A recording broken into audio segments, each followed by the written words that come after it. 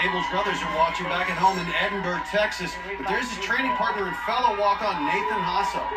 Yeah, Abel Gonzalez was impressive in qualifying. He made it up the warped wall, and it was his first time on the course. Well, this is a guy who waited for 5 days in the Dallas walk-on line just to have a chance to compete. And that's the amazing thing about American Ninja Warrior. In qualifying, Abel was just a walk-on with a dream, and now he's competing for a spot in the national finals. Sometimes these opportunities only come once for you, and for Abel Gonzalez, he's making the best of it right now as a rookie. Just an amazing competitor, making it even more impressive. This is a guy who has rheumatoid arthritis, a disease that can make it so difficult to move, to be flexible, to be agile, to do this course. At one point, doctors told Abel he'd spend his life in a wheelchair because of it, yet he's showing no signs of the illness.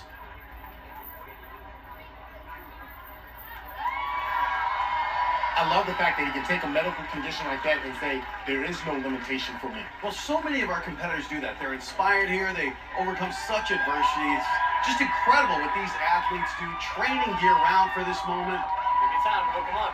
Well, that's the mentality you need to be able to be successful, especially on this obstacle right here, the ring toss. Abel Gonzalez weighs in at 155 pounds, 5'10", not too much mass to be carrying around on the ring toss. Played high school football in Edinburgh, Texas, which is way down in the southern tip of the state. The maturity and poise of this competitor is just so impressive. Yeah, going up the ring toss, there are 6 pegs. Going down, there are only 5, so you have to reach out a little wider at this point on the obstacle. The ring toss and the tilting table, far and away the 2 most challenging obstacles in qualifying. The ring toss alone took out 37 competitors. Yeah, he's going for the dismount. And Abel has made it through them again.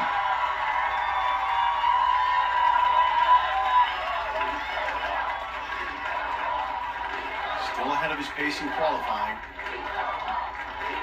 And right up at Abel Gonzalez. Staring down the Sammy.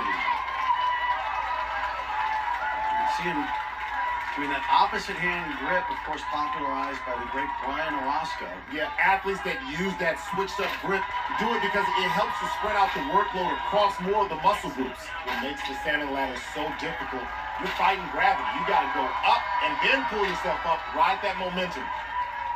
Now onto the swinging frames. Yeah, the swinging frames, woo, this is a beast right here. Especially this transition. The frames pivot so you can be up to 5 feet away and have to reach or jump to the other frame.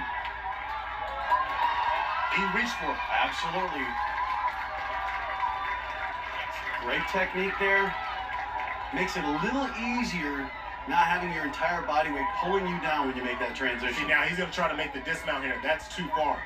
That's too far. He better go for that last frame. Oh, there it is. Good. The reach and Good. oh! Abel Gonzalez survives the swinging frames. We're almost there. On now to the pole grasper. One advantage for Abel is that he's seen Morgan and Dortch successfully make it past this obstacle. Success breeds success, and I assure you, he watched their technique. And now he's at the largest of the gaps here in the pole grasper. Abel's long reach should be enough to make the gap. Oh, started to slide down, but he's able to hold himself up. Just the 3rd person to get past the pole grasper. Last week we saw walk-on Kevin Bull come out of nowhere to finish the course. Can Abel Gonzalez do the same thing tonight? 30-year-old personal trainer with rheumatoid arthritis, 30 feet away from punching his ticket to Las Vegas.